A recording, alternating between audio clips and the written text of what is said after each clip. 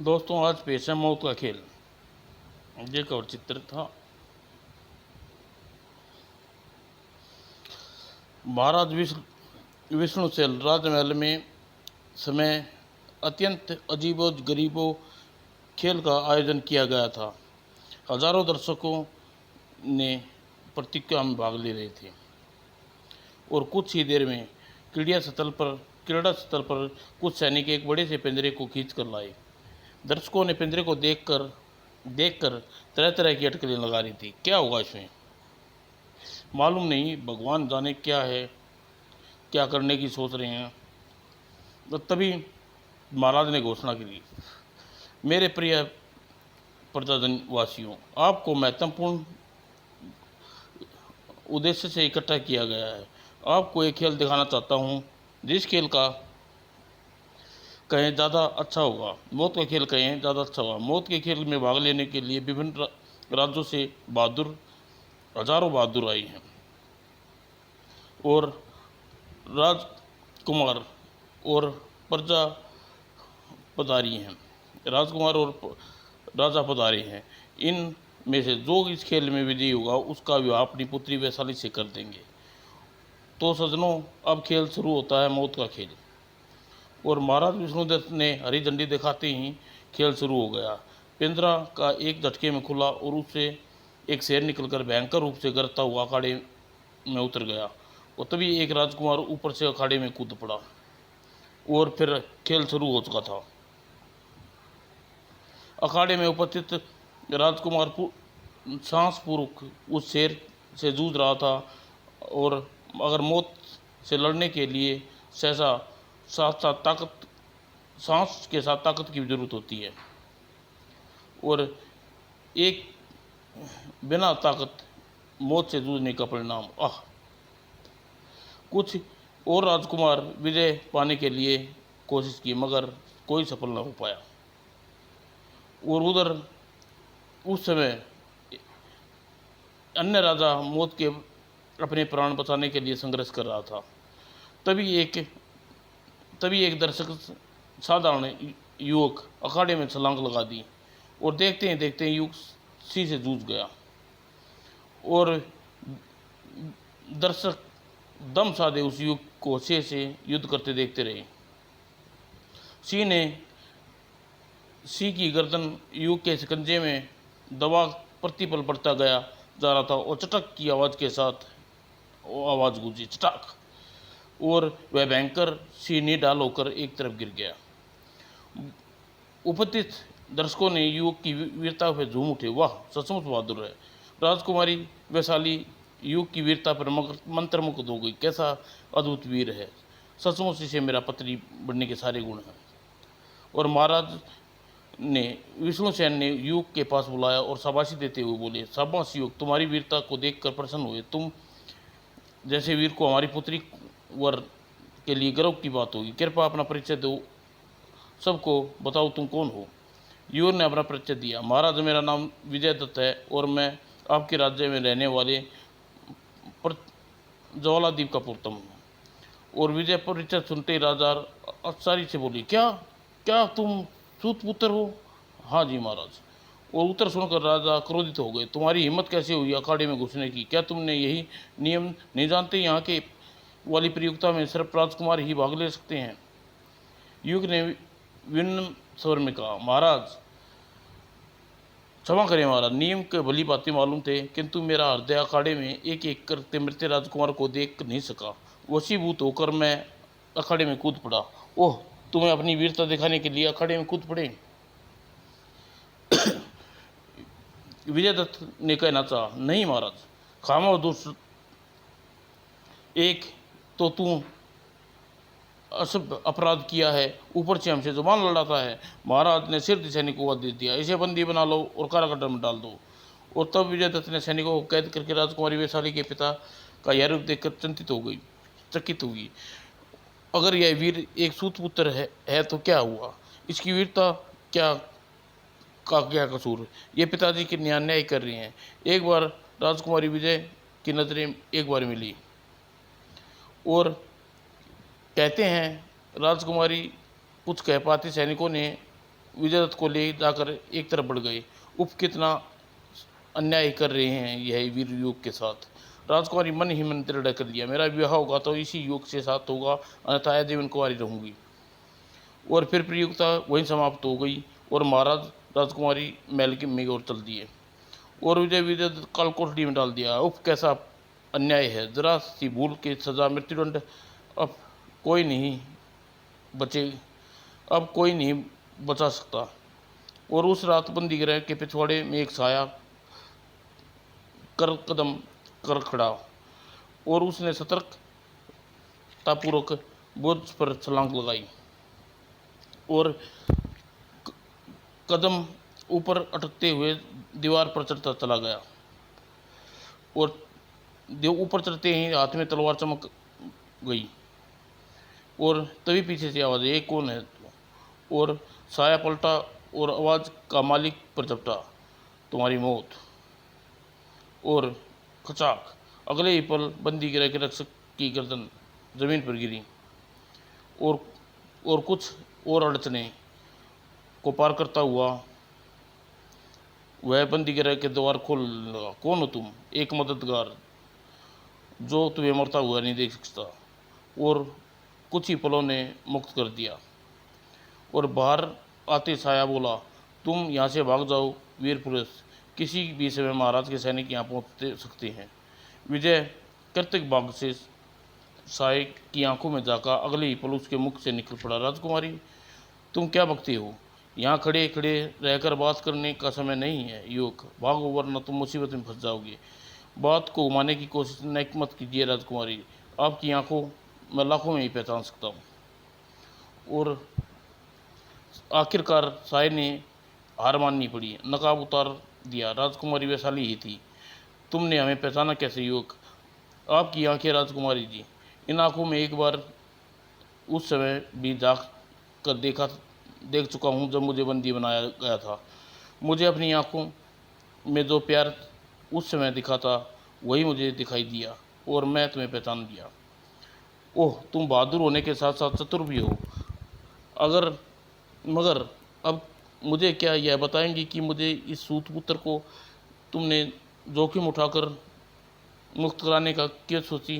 राजकुमारी ने सीधा और साफ उत्तर दिया, मैं तुमसे प्रेम करने लगी हूँ विजय। राजकुमारी की बात सुनकर, क्या प्रेम वो भी मुझसे से नीच से? मुझे नीच आपने आपको नीच कहकर मेरे प्रेम का अपमान मत करो विजय। मैं इस बात नहीं मानती मनुष्य आचरण के नीचे क्या होता है, जात पात से। तुम धन्य हो राजकुमार, तुम्हारे विचार कितने नेक हैं। और कहकर विजय ने राजकुमारी को अपनी छाती से लगा लिया, प्रिया प्रिया। और तभी तड़ लगता है कारागार के अन्य रक्षकों को हमारी बातों में बेखबर हो चुके हैं। राजकुमारी तुम अपना नकाब वापस ओढ़ लो। और ये एक तलवार निकाल कर विजय को देती हुई बोली, यह लो तलवार और बाहर की ओर भाग जाओ। और दोनों बाहर की ओर दौड़े। बाहर निकलते ही उनकी मुठभेड़ कई सैनिकों से हो गई और दोनों कहर की तरह सैनिकों पर टूट पड़े। अचक और राजकुमारी लड़ते लड़ते कहा, बंदी गिरह के पिछवाड़े में भागो विजय, वहाँ मेरा घोड़ा खड़ा है, कहाँ चलना है? तुम्हारी इच्छा विजय, कहीं भी ले चलो। और लेकिन जिस रास्ते से विजय का घोड़ा दौड़ रहा था उधर राजकुमारी चौंक उठी, अरे यह तो रास्ता महल की ओर जाता है। ठीक पहचाना राजकुमारी, हम इस समय राजमहल में ही जा रहे हैं। क्यों? मैं तो तुम्हें भाग चलने के लिए तैयार हूँ, तो तुम राजमहल क्यों वापस जा रहे हो?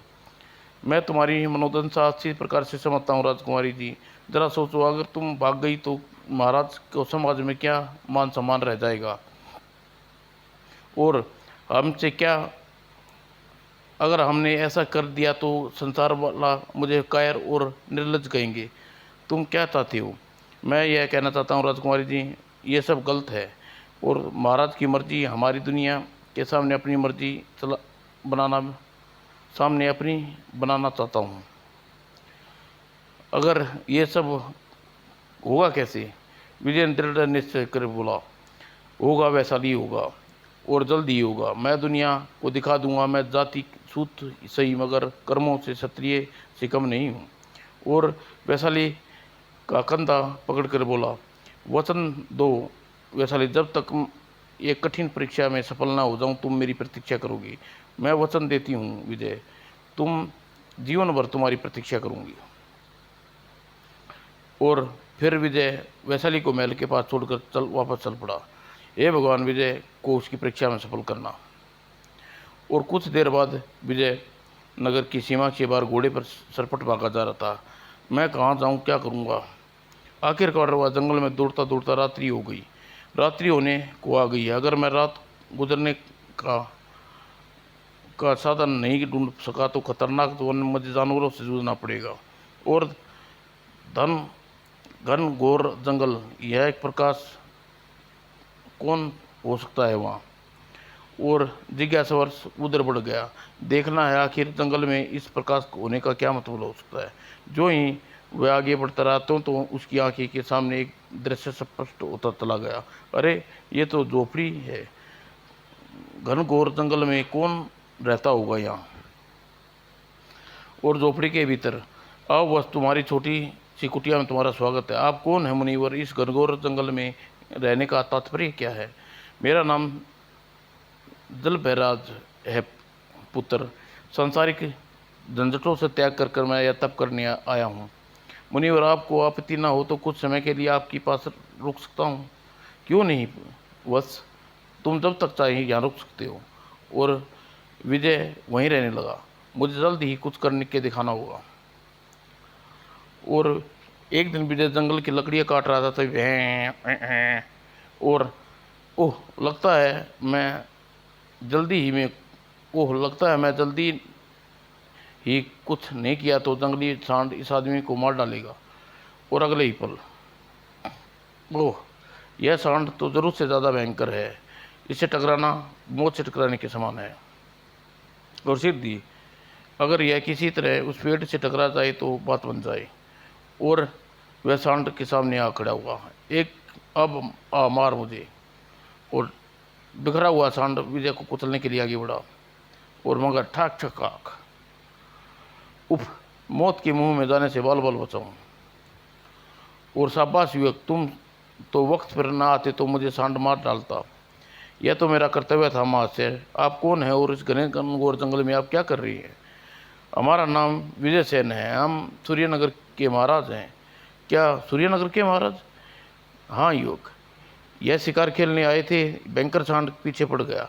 हमारे प्राण बचाकर तुमने एहसान किया है। तुम्हें ऐतराज ना हो तो अपनी सेना और सेनापति बनाना चाहता हूँ। कहो स्वीकार है। मुझे ऐतराज करने का प्रश्न ही नहीं उठता महाराज। तो आओ हमारे साथ।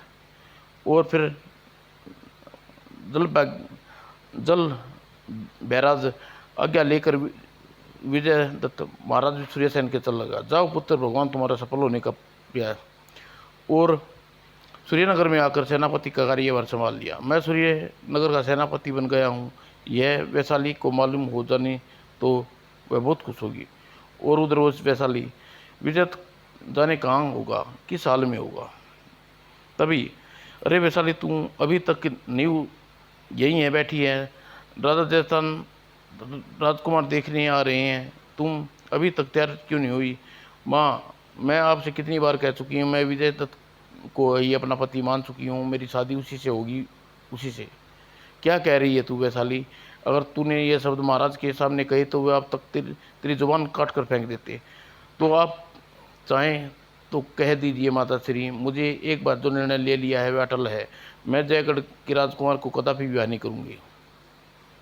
और राजकुमारी ने अपने पिता, जयगढ़ के राजकुमारी और उसके पिता रण सिंह, देखिए रण सिंह जी, जब तक हमारी पुत्री सूत पुत्र विजय दत्त के नाम लेना बंद नहीं कर देती तब तक उसका विवाह नहीं कर सकते। हम समझते हैं महारानी, आप चिंता न कीजिए। अब आप पुत्री को समय विवाह के लिए हाँ नहीं कह देती तब तक हम प्रतीक्षा करते रहेंगे। और अच्छा हम चलते हैं। ठीक है, आप पधारिए, आपका शुक्रिया। और वे चले गए। आपने ऐसा क्यों कहा पिताश्री? जब तक राजकुमारी हाँ की प्रतीक्षा करते रहेंगे, आप कहीं और विवाह कर लेंगे। तुम मूर्ख हो जयराज। हम उसे मूर्ख राजकुमारी को हाँ का जन्म भर प्रतीक्षा कर सकते हैं। क्या मतलब? मतलब यह है कि जयगढ़ की राजकुमारी वैशाली महाराज शत्रुसेन की इकलौती संतान है। महाराज की मृत्यु के बाद पूरा राज्य राजकुमारी का होना है। और अब जरा सोचो, अगर हमारा विवाह राजकुमारी से हो जाता तो उसका राज्य हमारा होगा। और जयराज, सोचो, वैशाली के विवाह कर तुम बिना मेहनत किए ही विशालगढ़ जैसे विशाल संपन्न राज्य के राजा बन जाओगे। वाह पिताश्री वाह, आपने तो सच में बड़ी दूर की सोची है।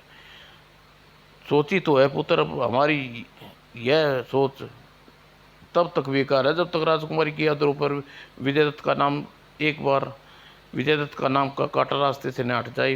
फिर तुम विजयगढ़ का राजा बनने से कोई नहीं रोक सकता।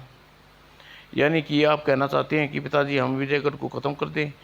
हाँ पुत्र हाँ, मगर हम हम उसे कहाँ ढूंढेंगे? और उसका पता ठिकाना मालूम नहीं है। उसकी खोज उसे खोज यमराज को भी खोज कर आकाश में पाताल में जहाँ भी हो उसे ढूंढ कर ख़त्म कर दो। और उसे मरने मरण तक राजकुमारी को दिखा दो और तुरंत ही हमारा मार्ग साफ है। ठीक है पिताजी, आज ही मैं युद्ध स्तर पर विजयदत्त की खोज शुरू कर देता हूँ। और उधर विजयदत्त, क्षमा करें महाराज, मैं कई दिनों तक देख रहा हूँ आप उदास उदास से रहते हैं। आपका उदासी का कारण जान सकता हूँ? मुझे हर समय अपने राज्य में राज्य के मान की चिंता रहती है विजय। और मैं समझा नहीं महाराज। बात है विजय, हमारे राज्य में हर वर्ष पूर्णमासी को एक धार्मिक प्रोग्राम आयोजित किया जाता है जिसमें आसपास के सभी लोग भाग लेते हैं। और इसमें मल्ल युद्ध और अन्य युद्धों की प्रतियोगिता होती है। और हर वर्ष हमारा राज्य ही प्रथम आता है। लेकिन इस बार हमारे पिछले सेनापति पड़ोसी राज्य के साथ युद्ध में मारे गए और हमें कोई ऐसा व्यक्ति नज़र नहीं आया जिसे इस बार प्रतियोगिता में राज्य की तरफ से उतार सके। हम यही सोच कर दुखी रहते हैं कि इस बार प्रतियोगिता में हमारा प्रतियोगी नहीं उतरेगा तो हमारे राज्य की बदनामी होगी। ओह, तो यह है आपकी चिंता का कारण? हाँ, अब तुम ही बताओ विजय, हम क्या करें? सारी बात सुनकर विजय बोला, महाराज यदि आप आज्ञा दे तो आपके राज्य की तरफ से हिस्सा लेने के लिए तैयार हूँ। क्या सच कह रहे हो विजय तुम? हाँ महाराज, मैं आपके राज्य की आन के लिए अपने प्राणों पर भी खेल जाऊंगा। तो तुम से यही आशा थी विजय, तुम तैयारी करो। आज ठीक 10वें दिन पूर्णमासी की प्रतियोगिता शुरू हो जाएगी। धन्यवाद महाराज। और फिर विजयदत्त ने तुरंत ही जयराज के यह सूचित कर दिया कि अच्छा सा पुरस्कार का प्रबंध करना चाहिए। और जल्दी ही यह सूचना जयराज के पास पहुंच चुकी थी। सैनिकों, तुम बहुत अच्छी खबर सुनाई है, उचित इनाम दिया जाएगा। धन्यवाद। और इसका मतलब विजय दत्त सूर्यगढ़ के सेनापति बन गए हैं और सूर्यगढ़ तो प्रतियोगिता में शामिल हो रहे हैं। उसको ख़त्म करने के लिए यह अच्छा मौका नहीं मिल सकता। उस प्रतियोगिता में ख़त्म करने की एक ऐसी चक्रीय रचना करनी होगी जिससे फंसकर वह अपने प्राण निकल जाएं और मुझे किसी प्रकार का शक न हो। लेकिन इसके लिए मुझे शक्तिशाली योद्धाओं की आवश्यकता होगी जिसके लिए मृत्यु दूत कहा जाता है। और सैनिक, तुरंत ही मृत्यु दूतों को हमारे पास सामने पेश करो। आज्ञा कह सुनाओ योग्य राजकुमार। हाँ, मृत्यु दूतों के हाथ से विजय हरगिज नहीं बच सकता। और राजकुमारी वैशाली मेरी होगी, कोई नहीं रोक सकता। और थोड़ी देर बाद, मेरे महान योद्धाओं, आज तुम्हें एक ऐसा काम सौंपने जा रहा हूँ जिसके इतनी होशियारी से करना है कि तुम किसी पर शक ना हो। कहिए महाराज, हमें क्या करना होगा? आज से ठीक 10वें दिन सूर्यगढ़ में हर वर्ष की तरह प्रतियोगिता हो रही है। उसमें सूर्यगढ़ की ओर से विजयदत्त नाम का एक युवक भाग ले रहा है। तुम सबको अलग अलग मिलकर उस युद्ध में ख़त्म करना होगा। और दारा, तुम मल्ल युद्ध के माने हुए पहलवान हो। उस प्रतियोगिता के नियम अनुसार सर्वप्रथम मल्ल युद्ध की प्रतियोगिता आयोजित हो जाती है। तुम्हारा मुकाबला मल्ल युद्ध में विजयदत्त से होगा और तुम्हें उसे चित कर हराने नहीं, अपितु उसके आत्मा तोड़कर मार डालने की कोशिश करनी होगी। जो आज्ञा राजकुमार। और यदि वह किसी तरह से को हराकर विजयदत्त की तलवारबाजी की अगली प्रतियोगिता में पहुंच पाता है तो राणा, तुम अपनी तलवार से रोकोगे। तुम्हारी तलवार हम ऐसा विष लगा देंगे जिसे स्पर्श करते ही विजयदत्त के प्राण पकड़ उड़ जाएं। तुम्हें हर हाल में उसे खत्म करने की प्रयास करना होगा। जो आज्ञा राजकुमार। और घोड़े की सवार भाला युद्ध में तुम दोनों का जवाब नहीं है। तुम विजयदत्त को तुम तक पहुंचने के, उसे खत्म करने का कार्य तुम्हारा है। और अगर इन सब के बाद भी विजयदत्त बच जाता है तो तुम सबको मिलकर उस पर टूट पड़ना है। याद रखना है, मुझे हर कीमत विजयदत्त की मृत्यु चाहिए, समझे? जी राजकुमार। और जाओ, विजय दत्त की मृत्यु की तैयारी करो। और विजयदत्त कड़ी तैयारी में लगा हुआ था। और कैसे भी हो, यह प्रतियोगिता जीतनी होगी। अगर मुझे वैशाली को पाना है तो हर असंभव को संभव बनाना होगा। उधर वैशाली विजय के प्रति मन में चिंतित थी, कहाँ चला गया होगा। और तभी राजकुमारी जी, गजब हो गया। क्या हुआ पद्मा, तुम इतनी घबराई हुई क्यों हो? राजकुमारी जी, विजय के प्राण खतरे में हैं। कहा? क्या कहा? विजयदत्त के प्राण खतरे में हैं? क्यों? मेरे पति जयगढ़ के राजकुमार की सेना में कार्यरत हैं। उन्होंने मुझे यह सूचना दी है कि विजयदत्त सूर्यगढ़ के सेनापति के पद कार्यरत है और सेनापति होने के कारण पूर्णमासी को होने वाली प्रतियोगिता में भाग लेकर और अपने प्राणों को खतरे में है। तुम कहना क्या चाहती हो सखी? जयगढ़ के राजकुमार जयगढ़ की प्रतियोगिता में युद्ध लड़ने के लिए अपने 4 योद्धाओं को भेज रहा है। उन्हें मृत्यु दूत के नाम से पुकारा जाता है। उन चारों में ऐसे ऐसे अस्त्रों से लेस कर प्रतियोगिता में भेजा गया है जिसमें विजयदत्त का स्पर्श भी करा दिया जाए तो उसकी मृत्यु हो जाएगी। ओह, यह तो बहुत बुरा हुआ। अब क्या होगा? अब क्या, एक ही रास्ता बचा है, किसी तरह प्रतियोगिता रुकवा दिया जाए। लेकिन ऐसा होना संभव नहीं है क्योंकि प्रतियोगिता कल प्रातः ही शुरू हो जाएगी और सुबह तक यहाँ सूर्यगढ़ में पहुँच पाना असंभव है। तभी राजकुमारी वैशाली ने झटके से उठ खड़ी हुई। आप कहाँ जा रही है राजकुमारी? मैं सूर्यगढ़ जा रही हूँ पद्मा, अपने विजय को बचाने।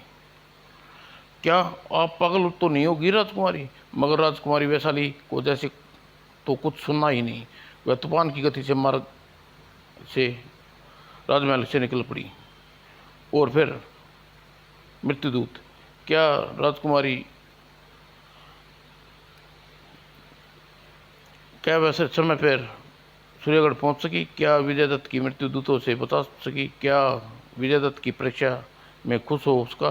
क्या राजकुमारी जय की योजना सफल हो उसका? क्या वैशाली का विजय को जयमाला को ये सवाल मृत्युदूत में पढ़े आपके सामने दोस्तों पेश करूँगा जल्दी।